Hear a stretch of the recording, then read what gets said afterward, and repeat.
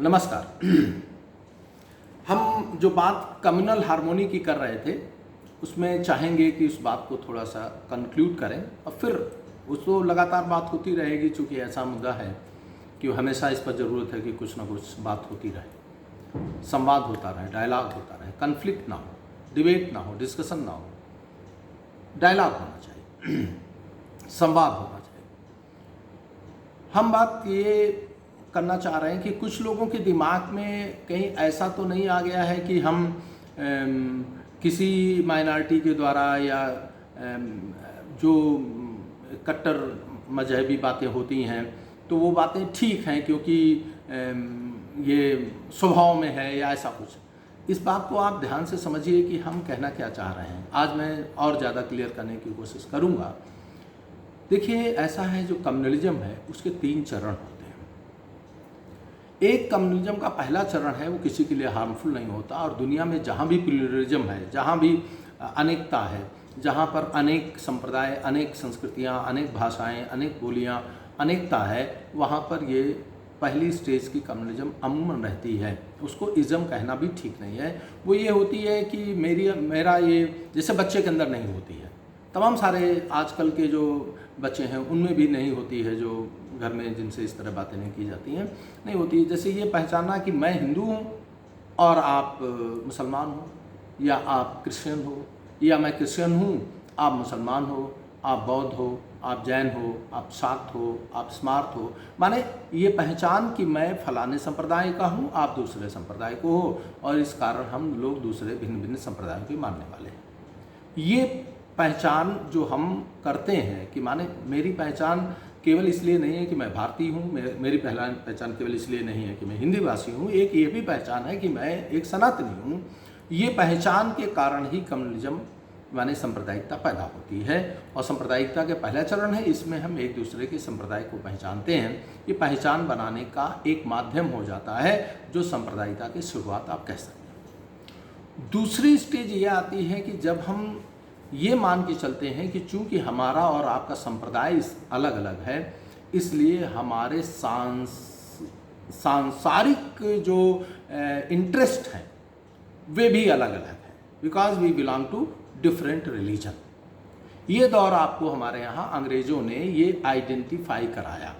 ऐसा सब समय नहीं था। मैं जो अभी तक बताना चाहता था वो यही बताना चाहता था कि मुग़लों के ज़माने में, उसके पहले राजपूतों के ज़माने में, उसके पहले और पहले ज़माने में आम आदमी ये पहचानता था कि मैं रियाया हूँ, मैं सब्जेक्ट हूँ, और ये जो शासक हैं पहले राजपूत थे, अब उस पर मुसलमान बैठा है, तो अब वो जो है उसका मजहब इस्लाम है, लेकिन इसके कारण हमारा मजहब इस्लाम है इसलिए हम ज़रा ज़्यादा अलग से हैं।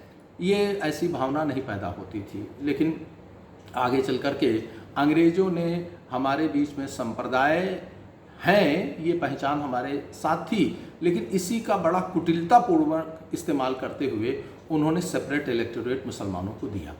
ये जो सेपरेट इलेक्टोरेट मुसलमानों को दिया, इससे ये बात गाढ़ी हो गई। That was underlined because the मुसलमान्स belong to different religion, so they have the different worldly interest as well. ये बात उन्होंने बताई कि अब मुसलमान ऑफ बंगाल एंड मुसलमान of Punjab, they have the common grievances and the common interest irrespective of the geographical differences. And हालांकि हिंदू और मुसलमान दोनों बंगाल में हैं, लेकिन वो चूँकि अलग अलग मजहब के हैं इसलिए उनके इंटरेस्ट अलग हैं। और पंजाब का मुसलमान और बंगाल का मुसलमान, तमिलनाडु का मुसलमान, वो चूँकि इस्लाम उनके बीच में कॉमन है इसलिए तमिलनाडु और बंगाल और पंजाब का मुसलमान उसके कॉमन इंटरेस्ट, वर्ल्डली इंटरेस्ट है। तो माने ये हुआ कि the mundane, the worldly interest are demarcated, are rather divided along the religious line. That is the second stage of the communalism. इसमें अभी वायलेंट कम होता है, अभी हिंसक नहीं होता है, लेकिन इसमें तो इसी बात पर फिर उन्होंने, जब मुस्लिम लीग की इस बात को 16 में 1916 के उसमें पैक्ट में कांग्रेस ने स्वीकार कर ली, तो अंग्रेज़ों को इससे थोड़ी सह मिल गई। तो उन्होंने 1919 के एक्ट में सिखों को, एंग्लो इंडियंस को, इंडियन क्रिश्चियंस को सेपरेट इलेक्टोरेट दे दिया। फिर उनका थोड़ा सा और हौसला बढ़ा, तो राउंड टेबल कॉन्फ्रेंस में उन्होंने दलितों के लिए और शेड्यूल कास्ट और शेड्यूल ट्राइब्स के लिए अलग से एक लिस्ट बनाई। तब से ही शेड्यूल कहा जाने लगा। शेड्यूल 2 शेड्यूल 3 में उनकी एंट्री हो गई, जिसको गांधी ने पूना में आमरण अनशन किया जेल में, और पूना पैक्ट हुआ गांधी और अंबेडकर के बीच में। तो रिजर्वेशन का कॉन्सेप्ट आया और उनको सेपरेट इलेक्टोरेट नहीं दिया गया, लेकिन हौसले अंग्रेजों के बढ़ चुके थे। इस स्टेज में पहुंच करके अब जो कम्युनलिज्म है, यदि उसको थोड़ा भी राजनैतिक संरक्षण मिल जाए और थोड़ी भी उसको आग लगाने का मौका मिल जाए, तो फिर वो थर्ड स्टेज में कम्युनलिज्म पहुंच जाती है। और थर्ड स्टेज की कम्युनलिज्म ये कहती है कि धर्म के कारण, धर्म के बदलाव के कारण न केवल हमारे सांसारिक हित अलग अलग हैं, बल्कि एक के सांसारिक हित की कीमत पर दूसरे के सांसारिक हित टिकते हैं। माने at the cost of the interest of one community the interest of the other community is to be maintained. माने सब मिलाकर के ये आया कि या तो तुम्हारा इंटरेस्ट मेंटेन होगा या मेरा इंटरेस्ट मेंटेन होगा, क्योंकि हमारा इंटरेस्ट तुम्हारे इंटरेस्ट की कीमत पर ही सधेगा, तो इसमें तो फिर वायलेंट हो जाएगा। तो ये कॉन्सेप्ट आया कि चूंकि हमारे इंटरेस्ट अलग अलग हैं और लगातार हम एक के इंटरेस्ट की कीमत पर दूसरे के इंटरेस्ट को नहीं साध सकते हैं, तो on the basis of the religion there should be two nation. तो इसलिए वो फिर वायलेंट हो गया। फिर जिन्ना ने डायरेक्ट एक्शन डे चलवाया, फिर ये इस तरीके से। और उसी दौरान 1925 के आसपास जो है हिंदू महासभा की स्थापना हुई और तमाम सारे लोग मेजॉरिटी की तरफ से ये बोलने लगे कि हाँ ये बात ठीक है, हिंदू मुसलमान अलग अलग होना चाहिए, हिंदुस्तान हमारा है, पाकिस्तान तुम्हारा है, माने इस्लाम के नाम पर तुम अपनी ज़मीन ले लो। हालांकि अबुल कलाम आज़ाद ने उन दिनों एक बड़ी अच्छी बात कही थी कि Hindus are fools to ask, Muslims are fool to ask for Pakistan and Hindus are rather fool to deny it। माने मुसलमान हैं जो पाकिस्तान मांगते हो मूर्ख हैं, और हिंदू उससे ज़्यादा मूर्ख हैं जो इसको इनकार करते हैं। अब देखिए होता क्या है कि जो सेकेंड स्टेज है उसको यदि एडवाइटली, यदि बहुत समझदारी से हैंडल न किया जाए, तो थर्ड स्टेज में कन्वर्ट होने में वक्त नहीं लगता। और फिर राजनीति जो होती है बड़ी स्वार्थी होती है, वो बड़ी जल्दी सकम कर जाती, बड़ी जल्दी सरेंडर कर जाती है। पहले तो 1937 तक नेहरू और पूरी कांग्रेस चिल्ला रही थी कि जिन्ना जो हैं वो मुसलमानों के लीडर नहीं हैं, इसलिए जिन्ना को सरकार में शामिल करने की ज़रूरत नहीं है। जिन्ना की मुस्लिम लीग जो है वो कहीं पर भी अब सेपरेट इलेक्टोरेट के तहत चुनाव नहीं जीती है, तो इसलिए हमारे पास पर हमारे मुसलमान हैं और वही मुसलमान जो हैं। तो ये मुस्लिम लीग को बहाना मिल गया। जब सत्ता में आते हैं तो आपको ज़्यादा सतर्क रहना पड़ता है, क्योंकि सत्ता के खिलाफ माहौल बनाना आसान होता है। दूसरी बात ये भी आप ध्यान रखें कि लोगों को लगता है कि कांग्रेस बड़ी कम सेकुलर है, तो मैं इसके लिए सलाह दूंगा कि आप अम्बेडकर की किताब पढ़ लीजिए, जिसमें उन्होंने पाकिस्तान और पार्टीशन ऑफ इंडिया करके किताब लिखी। तब देश का बंटवारा नहीं हुआ था, लेकिन अम्बेडकर की समझ को आप सलाम करेंगे कि वो ऐसे लिख रहे हैं जैसे बंटवारा हो चुका है, माने सबको दिख रहा था बंटवारा हो जाए। तो देखिए वो कहते हैं, उस किताब में उन्होंने कहा है कि ये मानना कि हिंदू महासभा ज़्यादा हिंदू है और कांग्रेस कम हिंदू है, तो ये बेवकूफ़ी की बात है। कांग्रेस को शुरू से 1885 से ही सर सैयद अहमद खान सहित सारे बड़े मुसलमान लीडर जो हैं वो उसको हिंदू पार्टी ही मानते थे, और अंग्रेज़ तो उसको हिंदू के अलावा ब्राह्मण भी मानते थे। आजकल राहुल को जो ब्राह्मण बनने का शौक़ है वो 1885 का पुराना दबा हुआ पेंटअप है। वो अंग्रेज़ लोग उसको सेडिशस ब्राह्मण कहते थे। वो जो डिसलॉयल बाबू ऐसे वो उनको नाम देते थे, जार्गन देते थे कि भाई ये जो हैं वो डिसलॉयल बाबू हैं या ये सेडिशस ब्राह्मण हैं। तो ये कांग्रेस के साथ लगाया ही जाता था। तो 1937 में जो कांग्रेस थी, तो कांग्रेस का ये कहना था कि हम मुसलमानों को अपनी तरफ से पर्याप्त प्रतिनिधित्व दे रहे हैं, तो जिन्ना को साथ में लेने की क्या ज़रूरत है। अंबेडकर उसका बहुत सही एक्सप्लेनेशन देते हैं कि आप मुसलमानों को जब अपने साथ संरक्षण देते हैं, अपने साथ अकोमोडेट करते हैं, तो आप उनको हिंदू मुसलमान की तरह अकोमोडेट कर रहे हैं, तो उसमें मुस्लिम इंटरेस्ट नहीं आ रहा। इस बात को मैं शायद ठीक से नहीं कह पाया, मैं दोबारा कह रहा हूँ कि कहने का अर्थ ये है कि जिन्ना और मुस्लिम लीग का आरोप ये है कि जो मुसलमान कांग्रेस के साथ काम कर रहे हैं वो भले ही उनकी इबादत इस्लाम है, लेकिन वो हिंदू एजेंडे को प्रमोट कर रहे हैं। वो मुसलमान को का रिप्रेजेंटेशन नहीं कर रहे हैं। और ये गलती पहले भी किया था कि कांग्रेस को राउंड टेबल कॉन्फ्रेंस में भी अपनी तरफ से मुसलमान ले जाना चाहिए था, कि जब उन्होंने गांधी को भेजा क्योंकि वहाँ मुस्लिम लीग जो कह रही थी तो पूरा इंग्लैंड ये समझ रहा था यही मुसलमानों की आवाज़ है। यदि कांग्रेस ने भी मुसलमान भेजे होते अपने रिप्रेजेंटेटिव बना करके तो माना जाता नहीं ये पूरे मुसलमानों की आवाज़ नहीं है, तो फॉर ग्रांटेड। तो उसके बाद क्या हुआ कि जब तीसरा दौरा है तो एक पहले तो आप देखिए 1937 में गांधी ने कहा कि पाकिस्तान मेरी लाश पर बनेगा फलाना ढिमाका, लेकिन फिर अचानक सबको सरेंडर कर देता है।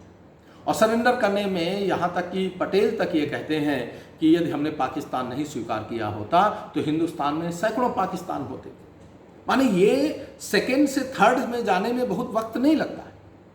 तो हमारी अकुलाहट आप समझ लीजिए, जो लोगों को लगता होगा कि हम बड़ा अपीजमेंट कंप्रोमाइजिंग टोन बोलते हैं, तो ध्यान रखें कि जब पाकिस्तान बना था तो जिन लोगों ने पाकिस्तान की मांग की थी उसमें बहुत सारे लोग पाकिस्तान नहीं जा पाए थे, और उसमें हिंदू भी थे, मुसलमान भी थे। बहुत सारे हिंदू ऐसे थे जो पाकिस्तान से हिंदुस्तान नहीं आ पाए थे, तमाम सारे मुसलमान थे जो हिंदुस्तान से पाकिस्तान नहीं आ पाए थे।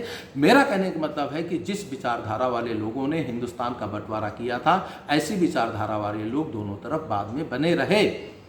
और इसका मतलब ये हुआ कि सेकेंड फेज का जो कम्युनलिज्म है वह कम्युनलिज्म 1947 से लगातार हमारे बीच में एग्जिस्ट कर रहा है। तो अब हमारी ये चिंता है, हमारा ये प्रयास होना चाहिए कि उनमें से जो लोग पाकिस्तान उस समय मांग रहे थे और वो पाकिस्तान की मानसिकता के साथ ही हिंदुस्तान में जी रहे हैं, या वे लोग जो पाकिस्तान के बनने पर नाराज़ थे या पाकिस्तान के खिलाफ जिनकी मानसिकता थी, ऐसे लोगों की चिंता करने की ज़रूरत है। चिंता करने की ज़रूरत इसलिए है कि यदि आप उनको दिमाग में रख करके हिंदुस्तान की आधुनिक राजनीति का इतिहास नहीं रचेंगे तो यदि उनको बहुमत, यदि उनकी आवाज़ को मुसलमानों की आवाज़ बनाना, जैसा कि मान के चल रहे हैं कि ऐसा कर रहे हैं, तो जिस दिन ये स्पष्ट हो जाएगा कि मुसलमानों को कि हमारा लीडर जो है वो वही बचा हुआ आदमी है जो पाकिस्तान की मांग कर रहा था, तो फिर आप समझ सकते हैं कि थर्ड फेज में, वायलेंट फेज में जाने में वक्त नहीं लगेगा। मैं कोई ये थ्रेट नहीं कर रहा हूँ, मेरा कहने का मतलब है कि अब हम कौन सा प्रयास करें कि वे लोग जो विघटनकारी, जो सेपरेटिस्ट आवाज़ें थीं, वे आवाज़ें दबें, वे आवाज़ें जो हैं these voices are relegated to the background, और जो उन दिनों पाकिस्तान का विरोध कर रहे थे, जो हिंदुस्तान की हारमोनी, हिंदुस्तान की एकता, हिंदुस्तान के वैभव, हिंदुस्तान को हिंदुस्तान बनाने के लिए प्रयास कर रहे थे, वे आवाज़ें सामने आनी चाहिए। उन आवाज़ों को ही मुखरित होने का मौका मिलना चाहिए, उन आवाज़ों को नहीं, उन आवाज़ों को दबाने का प्रयास होना चाहिए। और वस्तुतः वो आवाज़ें इतनी दब जाएं कि फिर उन आवाज़ों को सुनने के लिए कोई ना मिले। लेकिन सोशल मीडिया, आपका जो प्रिंट मीडिया, आपका जो इलेक्ट्रॉनिक मीडिया है, वो चिल्ला चिल्ला करके केवल उन्हीं आवाज़ों को आपको सुनाता है, तो आप उन आवाज़ों के बहरे थोड़े हो जाएंगे।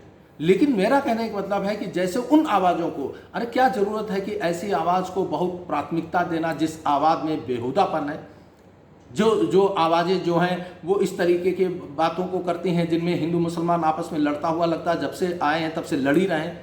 मैंने उस दिन भी पहले भी वीडियो में बनाया है, यदि इसी तरह लड़ते होते तो भारत सोने की चिड़िया होता, यूरोपियंस यहाँ ऐसे चले आते यदि शांति नहीं रही होती। आपको मालूम है कि मुगल काल में कैपिटल फॉर्मेशन कितनी बड़ी मात्रा में हुआ था, अर्बनाइजेशन के कितने सारे इंस्ट्रूमेंट इकट्ठा थे। किसी भी मुगल शहर और मुगल समाज के सापेक्ष यूरोप का समाज गांव जैसा लगता था, ये आपको एहसास ही नहीं होगा। जब यहाँ पर अकबर एक बड़े भारी साम्राज्य की स्थापना कर रहा था तो वहाँ एलिजाबेथ फर्स्ट जो है वो पूरा यूरोप जो है सेक्टेरियन एलिमेंट से गुजर रहा था, माने भयावहता से।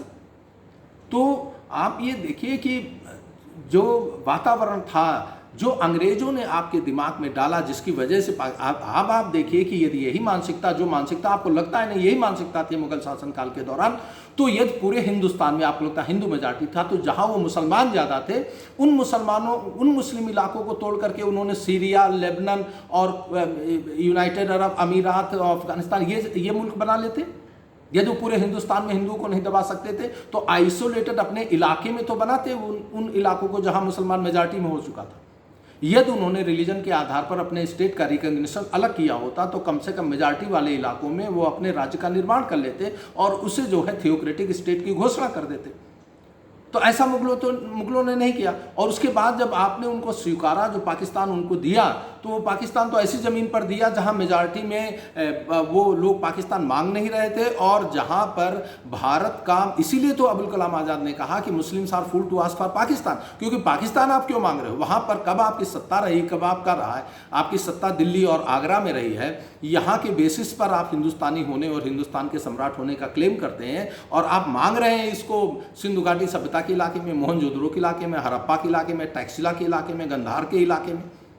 तो इसीलिए तो पाकिस्तान एक ऐसी जगह बन गया है, वो स्टेट विदाउट नेशन है, वो राज्य है जिसका अपना राष्ट्र नहीं है। क्योंकि राष्ट्र जो होता है दोनों चीज़ों से मिलकर के बनता है। इतिहास और लोग जब अपने भूगोल पर घमंड करते हैं तो वो बनता है जाकर के आपका, तो ना वहाँ के इतिहास पर पाकिस्तान घमंड कर सकता है, ना वहाँ के भूगोल पर घमंड कर सकता है। तो ना इतिहास पर घमंड कर सकते हो, ना भूगोल पर घमंड कर सकते हो, तो आप उस जमीन पर किस बात का घमंड करो? इसीलिए अयूब खान ने जब 1965 का जब युद्ध हुआ और उसके बाद वो जो है जब उसमें पाकिस्तान हारा, क्योंकि उसको उम्मीद ये थी कि गल्फ कंट्री मुस्लिम कंट्री होने के नाते हमारा समर्थन करेंगी, तो उनका भी बुखार उतर गया। उन्होंने कहा जब तुम अपने भाइयों के साथ, अपने हिंदुस्तान के साथ नहीं हो तो तुम मेरे साथ किस तरह से रहोगे? तो उसने फिर जाकर के अपनी राजधानी कराची से जो है वो ट्रांसफ़र करा लिया रावलपिंडी में, और इस्लामाबाद में ट्रांसफ़र कर लिया। और फिर वो घोषणा करता है कि मैं अपने हजारों साल पुरानी संस्कृति के नज़दीक आ गया हूँ, मैंने टैक्सिला के पास आ गया है। तो उसको भी मजबूरी में ये कहना पड़ा कि हम जो है, और आपको जान के आश्चर्य होगा कि जो उन्होंने पहली अपनी उर्दू की किताब, जो ग्रामर की किताब लिखवाई थी, तो इसी घोषणा के तहत उन्होंने वो किताब जो है वो पाणिनि को समर्पित की। और पाणिनि कौन था? टैक्सिला का स्कॉलर था। तो ये उनको मजबूरी में अपने इतिहास के प्रति, अपने भूगोल के प्रति घमंड दिखाना पड़ा। तो यही घमंड मुसलमानों का साझा घमंड है हिंदुस्तान में। इब्राहिम लोदी, अभी आर्टिकल पिछले संडे को छपा है जिसमें इब्राहिम लोदी कहता है सरस्वती मेरी माँ है और गणेश मेरे पिता हैं।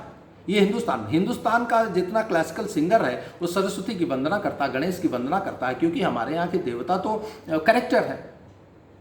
और अमीर खुसरो कहता है कि हिंदुस्तान की आबो हवा खुरासान से बेहतर है, हिंदुस्तान जन्नत से बेहतर है। तो आपको खुसरो आपका नेता बनेगा, आपका इब्राहिम लोदी नेता बनेगा, कि आपका जो है वो मैंने उनको कोट किया था उस दिन, अब्दुल रहीम खान खाना आपका नेता बनेगा, कि आप उन लोगों को नेता बनाओगे जिन्होंने अंग्रेज़ों से षड्यंत्र करके, और बाद में तो जिन्ना का भी आपने पढ़ा होगा कि जिन्ना ने बॉम्बे का अपना मकान नहीं बनने दिया क्योंकि उनको इस बात की बड़ी चिंता रही। और ये जो पाकिस्तान बनने पर अब्दुल गफ्फार, जिनको फ्रंटियर गांधी के नाम से जाना जाता, पूरी ज़िंदगी बेचारों ने जेल में काट दिया। माने वहाँ भी उन स्वरों को दबाया गया जो स्वर पाकिस्तान का विरोध कर रहे थे, यहाँ पर उन स्वरों को उभारा गया जो पाकिस्तान का समर्थन कर रहे थे। तो देश की आज़ादी के बाद, भारत के विभाजन के बाद हमको मिला क्या जब हमको वही पहचान फिर से उनको देनी थी? ऐसा तो दुनिया में कहीं हुआ ही नहीं कि जो सल्यूशन निकला वो ज़्यादा बड़ा दर्द हो गया। जिस सांप्रदायिकता के निराकरण के लिए हिंदुस्तान का बंटवारा किया गया, बंटवारे के बाद वो सांप्रदायिकता और विराट हो जाए, इसके बावजूद भी देश को जिन लोगों ने आज़ाद कराया उनके लिए प्रणाम करने के लिए मजबूर किया जाए, तो ये तो बड़ी भयानक इतिहास पढ़ाने की बात हो रही है। इससे ज़्यादा और क्या हो जाता? जहाँ पर ऐसे नेता नहीं थे वहाँ पर भी इस तरीके का बंटवारा नहीं हुआ। पूरे संसार में कॉलोनी से जहाँ पर कॉलोनियल पावर गए हैं, वहाँ आपको कहीं पर भी इतने बड़े पैमाने पर मारकाट नहीं मिलेगी। दूसरी बात, अपने पड़ोस के भी मुल्कों से, अंग्रेजों के, फ्रेंच के झपके जाने पर ऐसा कहीं पर नहीं रहा होगा कि इनके साथ वहाँ के लोगों ने हिंसा न की हो और मार काट के बगैर वहाँ से छोड़ के जा पाए हों। हिंदुस्तान ही ऐसा कमाल का मुल्क है कि यहाँ किसी अंग्रेज की खरोंच नहीं आई और हम हिंदुस्तानी दसियों लाख एक दूसरे को मार काट करते हैं। ये कमाल की हमारी लीडरशिप थी जिसने कि हमारे देश को आज़ादी दिलवा दी। आज़ादी ना दिलवाते, आज़ादी सस्पेंड कर देते तो क्या ऐसे भयानक कुछ हो जाता? लेकिन किसी के अंदर एक करेज नहीं था वो कह दे कि आप हमको छोड़ो चाहे ना छोड़ो, लेकिन हम जब तक अपने कम्युनल प्रॉब्लम्स को सॉल्व नहीं कर लेंगे तब तक हमको आज़ादी नहीं चाहिए। नहीं, हमको आज़ादी चाहिए, जैसे मनाए वैसे दे दो।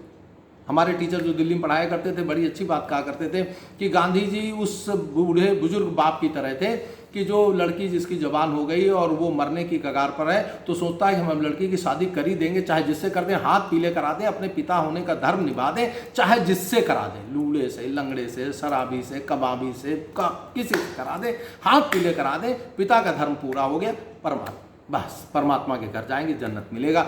हमारे जो राष्ट्रपिता हैं, हम सबके बप्पा हैं, उनका भी हाल ऐसा हम नहीं करें, हमारा टीचर कहता। तो वो कहते थे कि भाई हाथ पीले करा दो, कैसा भी कराओ, कैसे भी मरें कटें, दसियों लाख मरे कटें, समस्या और विराट और विकराल हो जाए, लेकिन आज़ादी मिल जाए। तो आज़ादी मिल गई। तो अब समस्या ये है कि आज़ादी तो हम पा गए, लेकिन ना ये आज़ादी भगत सिंह के सपनों की है, न चंद्रशेखर के सपनों की है, ना सुभाष के सपनों की है, ये ना अम्बेडकर के सपनों की है, किसी के सपनों की आज़ादी नहीं है। और जैसा भगत सिंह ने कहा था कि वास्तविक आज़ादी की लड़ाई तो राजनीतिक आज़ादी के बाद स्टार्ट होगी। और इसमें जमहूरियत के नाम पर जो भयंकर बातें हो गई, अब हम इसमें थोड़ी सी और बात कर लेना चाहते हैं कि देखिए, मुसीबत ये है कि हम लोग अपने ही मजहब को नहीं जानते हैं और घमंड ये पालते हैं कि तुमको हम इस्लाम समझाएं, तुमको हम क्रिश्चियनिटी समझाएं, अपना हम जानते हैं। आपको मालूम है कितनी मज़ेदार बात है कि जब आप मस्जिद के नाम पर हिंदू मुसलमान लड़ते हैं, आप ये बताइए मस्जिद का मंदिर से क्या तुलना? किसी मस्जिद में कभी लिखा गया है कि बैतुल इबादत है ये पूजा की जगह? मंदिर में तो गर्भगृह होता है, वहाँ भगवान रखा जाता है, प्राण प्रतिष्ठा होती है। हिंदू मंदिर इसलिए जाता है कि वहाँ भगवान है, लेकिन मुसलमान मस्जिद इसलिए जाता है क्या कि वहाँ अल्लाह है। मस्जिद के कॉन्सेप्ट को समझिए, मस्जिद इसलिए बनाई, मस्जिद पे गैदरिंग इसलिए होती है कि वहाँ सोशल और पॉलिटिकल बातें की जाती हैं। एक दिन विशेष पर इकट्ठा होकर के राजनीतिक घोषणाएं होती हैं। खलीफा कौन है, सुल्तान कौन है, इमाम कौन है, ये हमारे राजनीतिक कर्तव्य क्या हैं, हमारे सामाजिक कर्तव्य क्या हैं, इनके बारे में वहाँ पर डिस्कशन होता है। मस्जिद इस्लाम का धार्मिक इंग्रेडिएंट नहीं है, वो एक गैदरिंग की जगह है। सड़क पर पढ़ी गई नमाज, मुसलमानों में जो मुसलमान होने के लिए ज़रूरी है वो सल्लल्लाहु अलैहि वसल्लम, रसूल, अहले किताब कुरान और अल्लाह, इन तीन को मानने वाला और इस पर किसी भी तरीके का प्रश्न ना करने वाला, जो अविचलित विश्वास रखने वाला व्यक्ति होता है, मुसल्सल विश्वास रखने वाला व्यक्ति होता है, वो मुसलमान कहलाता है। इसके नाते उसके ऊपर 5 फर्ज अता किए गए कि वो कलमा पढ़ेगा, वो रोजे से रहेगा रमज़ान के पाक महीने में, और वो 5 वक्त की नमाज़ पढ़ेगा, और वो अपनी इनकम में से कुछ हिस्सा जो है वो मजलूमों के, गरीबों के लिए रख रखाव के लिए देगा, और उसको ज़कात कहते हैं। और इसमें ध्यान रखना कि ये ज़कात तभी देगा जब उसकी हैसियत होगी। तो जैसे इनकम टैक्स आप देते हो कि आपकी हैसियत है तो आप दोगे, तो ज़कात के नीचे की जो इनकम कहलाती है उसको निसाब कहते हैं।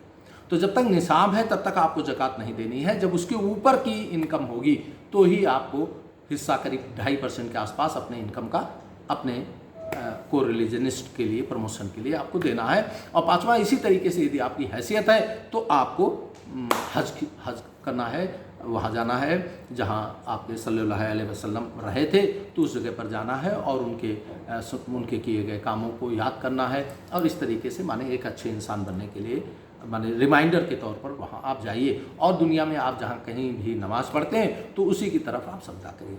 इसको लेकर के मस्जिद बना दी जाती है। मस्जिद किस लिए बनाई, मस्जिद के जैसे क्यों होना चाहिए? मस्जिद वस्तुतः सल्लल्लाहु अलैहि वसल्लम के मकान का जो आकार प्रकार था उसकी तर्ज पर है। उनका मकान जो था, उस मकान में पीछे की तरफ बरामदा और कमरे थे रहने के लिए, 3 तरफ से दीवारें थी, बीच में बड़ा सहन था, आंगन था।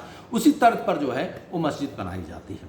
उसमें 3 तरफ बाउंड्री होती है जिसको हम रिवाक कहते हैं, चौथी तरफ जो होती है वो लीवान होती है, उसमें वो मेहराब हो जाता है, मकसूरा होता है, लीवान होता, किबला लीवान होता, वही में सुनना करके, और वहीं बगल में यदि वो पॉलिटिकल माने एक मंच बना दिया जाता है जिसमें उसको लोग धार्मिक समझते हैं। इस्लाम में कोई पुरोहित नहीं होता, ध्यान रखिएगा, इस्लाम में कोई फादर नहीं होता, ये गलतफहमी मत रहिएगा।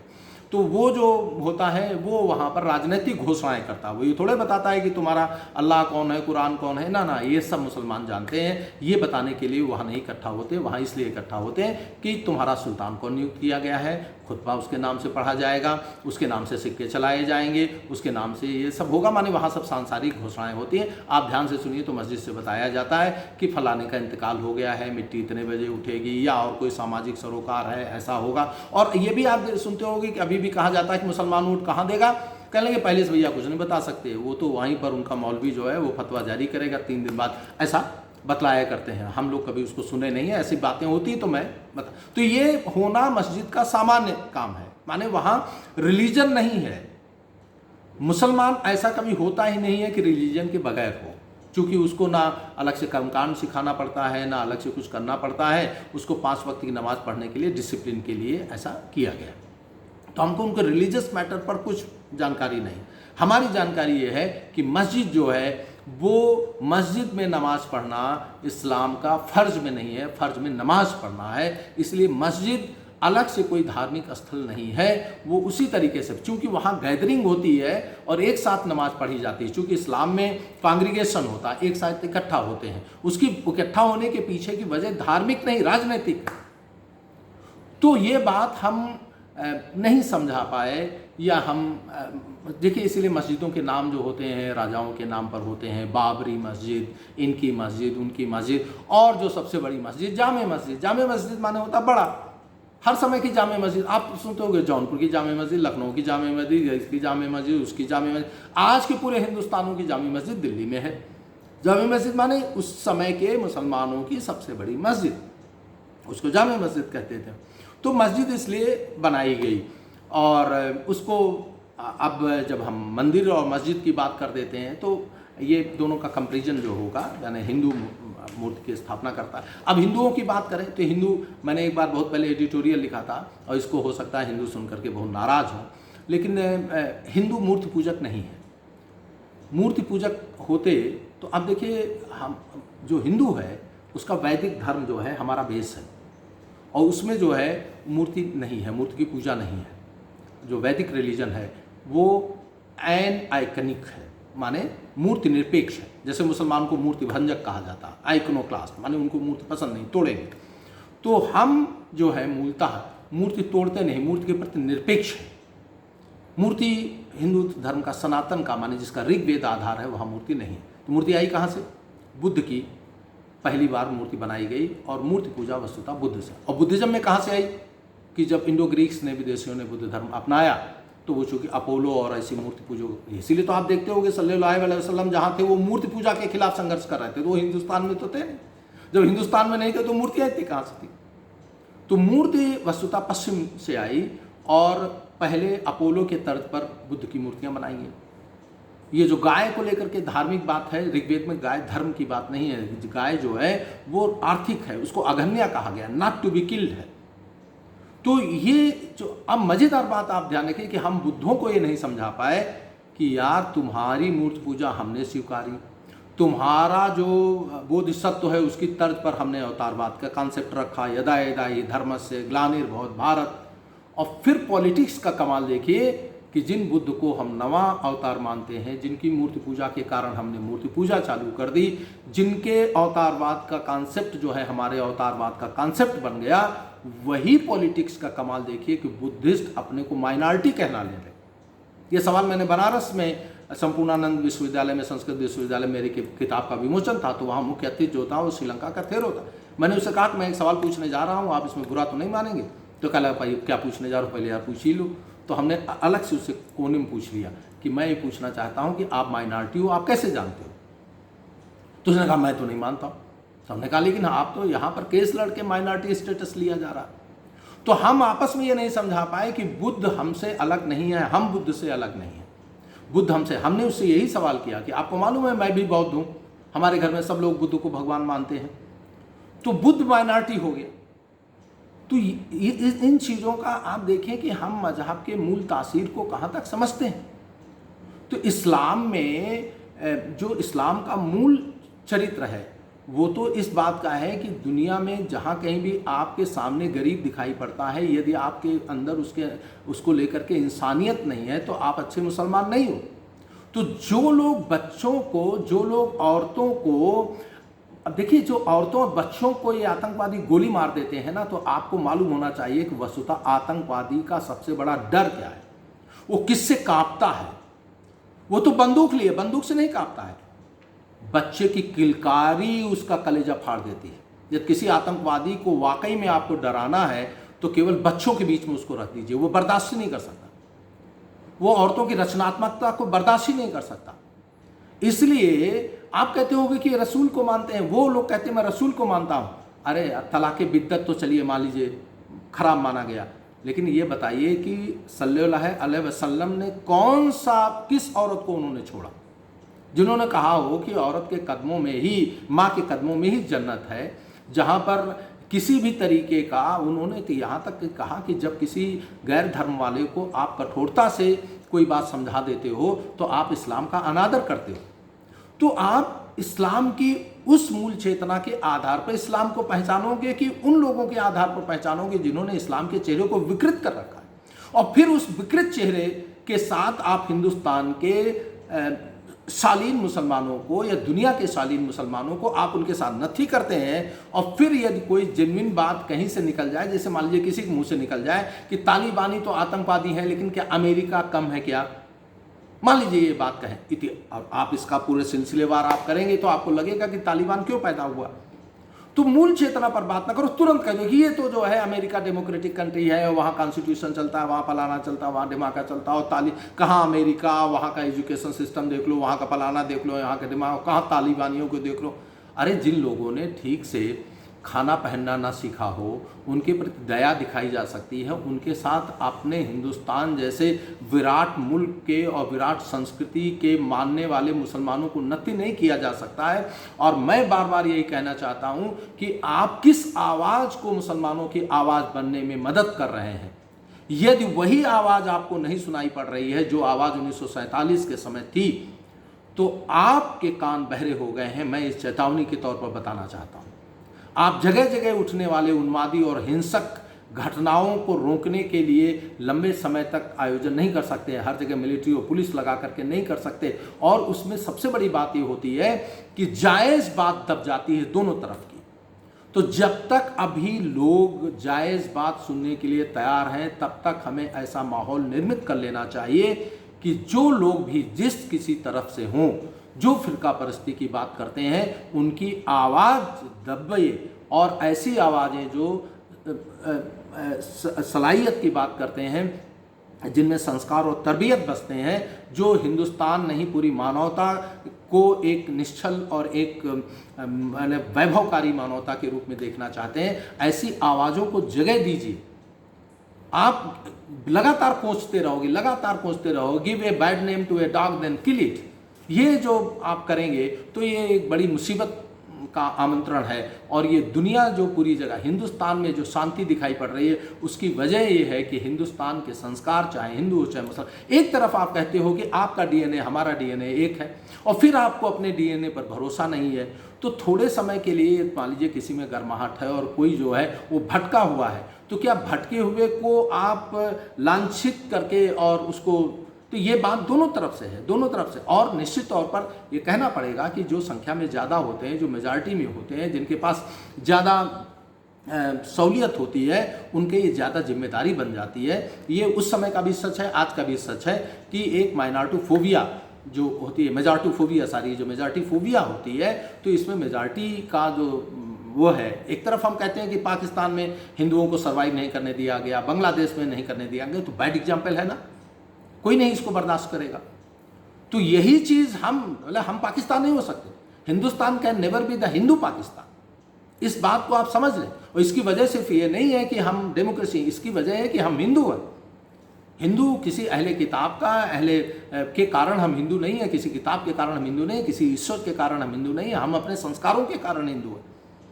तो ये हम अपने कारण को बचाए रखें, और इसी कारण के कारण हिंदुस्तान हजारों साल बचा रहा। और इसी कारण के कारण आप जगह जगह पर देखते होंगे जहां मुसलमानों का शासन रहा है, उन्होंने अपने उस इलाके को अलग करके अपना राज्य बना लिया है जिस इलाके में उनका बहुमत था। हिंदुस्तान इतना बड़ा है, लेकिन हर अलाउद्दीन खिलजी से लेकर के, और अलाउद्दीन खिलजी एक विलेन हो सकता है, लेकिन उसके भी कोतवाल उसको सलाह देता है। जब वो कहता है मैं सिकंदर बनूंगा, तो उसका भी कोतवाल उसको सलाह देता है कि पहले पूरे हिंदुस्तान को तो एक कर लीजिए, पूरे हिंदुस्तान को तो जीत लीजिए। माने वो भी जिसको अंग्रेज घमंड करते हैं कि मैंने हिंदुस्तान एक राष्ट्र बनाया है, सबको एक किया है, तो उसका अलाउद्दीन खिलजी भी जानता है, उसका कोतवाल भी जानता है कि हिंदुस्तान कितना है। तो जिन लोगों ने हिंदुस्तान को एक किया और हिंदुस्तान को पॉलिटिकली एक किया, कल्चरली हम हमेशा एक रहे। ये ध्यान रखिए कि मुसलमानों के सत्ता परिवर्तन हिंदुओं से जाने के बाद भी यदि हिंदुस्तान एक हो सका तो उसकी वजह है गांव-गांव में उन लोगों ने जाकर के हस्तक्षेप नहीं किया। हमारे बड़े विश्वविद्यालयों को उन्होंने तोड़ा, बख्तियारुद्दीन खिलजी ने वो बिल्कुल नालंदा में आग लगा दिया, लेकिन हमारा जो ग्रामीण परिवेश था वो फिर भी सुरक्षित बना रहा, अंडर करेंट हमारी कल्चर की बनी रही। और यही वजह है कि अकबर के समय में तुलसीदास रामचरितमानस जैसी रचना करते हैं। आप कल्पना करो कि रामचरितमानस लिखने के लिए कैसा वातावरण होना चाहिए। ऐसा वातावरण क्या इतने कोलाहलपूर्ण में, जैसा कि अंग्रेजों ने तुमको बताया, यदि ऐसी मारकाट रही होती तो क्या तुलसीदास जैसी रामचरितमानस लिखी जा सकती थी? तो इसलिए हमको ये समझना होगा कि हमें एकता के स्वर को बुलंद करके और विघटनकारी आवाज़ों को दबाने के लिए प्रयास करना है कि हमें उन आवाज़ों को दूसरे मतलब मुसलमानों की या हिंदुओं की आवाज़ को मान करके उन्हीं विघटनकारी आवाज़ों को बुलंद करते हुए एक हिंसक भंवर में फंस करके और अपने राष्ट्र को, अपने समाज को और अपने भविष्य को दिशाहीन करना है। ये हमारी और आपकी सोच पर निर्भर करेगा और यही सोच ही राष्ट्र के भविष्य का निर्धारण करेगी। आवाज़ में दम नहीं होती, दम सोच में होती है। हमें सोच अपनी ठीक करनी पड़ेगी। Thank you.